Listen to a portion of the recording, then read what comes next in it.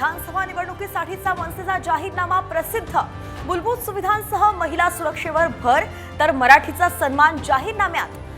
महाराजांच्या मंदिरापेक्षा विद्या मंदिर गरजेची, राज ठाकरेंची भूमिका। शरद पवारांसोबतच्या बैठकीनंतरच सत्ता स्थापनेची रणनीती ठरली। देवेंद्र फडणवीसांचा गौप्यस्फोट, तर अदानी उपस्थित नसल्याचंही स्पष्ट।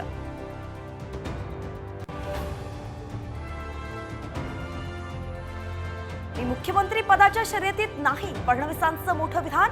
मुख्यमंत्री पदाबाबत कोणतीही शर्यत नसल्याचं वक्तव्य।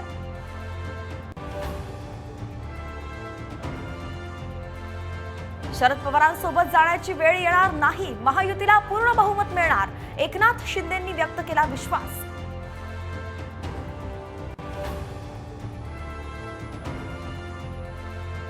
राज्यात जातीच्या आधारे मतदान होत नाही, ओबीसींची एक गठ्ठा मतं मिळणं कठीणच, महायुतीबाबत अजित पवारांचं मोठं विधान।